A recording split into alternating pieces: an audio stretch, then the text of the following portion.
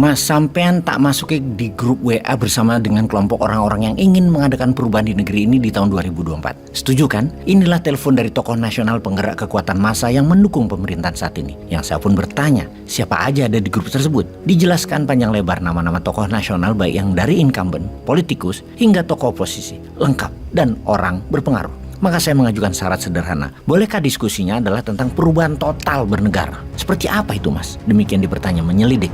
Kan ada 3 zaman selama 7 presiden saat ini terlewati.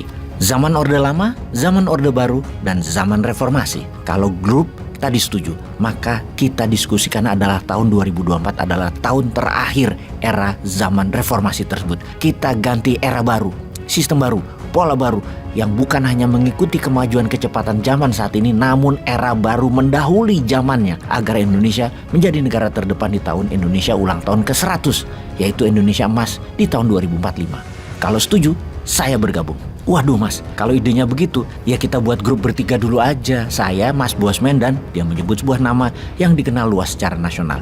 Wis, bertiga tok lek ngono. Saya pun bertanya, kenapa bertiga aja? Yang dia jawab, kalau ide sampean tadi, ya pasti ditolak sama mereka.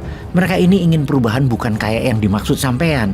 Gak ingin mereka berubah seperti itu. Radikal sekali ide sampean itu. Mereka ya tetap ingin seperti ini. Pejabat korupsi masih bisa jabat lagi, DPR masih bisa main uang anggaran APBN. Yang dirubah cuman pucuk pimpinan saja. Sisanya yang gak mau berubah, dan pucuk pimpinan itu harus orang mereka yang akan mengakomodasi libido mereka. Walah begitu, di mana perubahannya? Kalau gitu, mendingan kita sama pasukan Newman Army, wah nggak repot. Tak kira mereka ingin berubah secara struktural. Misalnya, ekonominya pakai MMT yang tanpa bunga, tidak mengutang tapi printing money terhadap produksi dan dipastikan bukan untuk create demand tapi create supply. Kemudian dedolarisasi, transaksi kurangi ketergantungan dengan dolar, pakai rupiah, emas dan Bitcoin. Kementerian Pertahanan diubah jadi Kementerian Perang. War Minister, Bank Indonesia di bawah Kementerian Keuangan, polisinya jadi Kementerian Homeland Security, Menteri Perang punya wakil Panglima TNI, Menteri Homeland Security wakilnya Kapolri.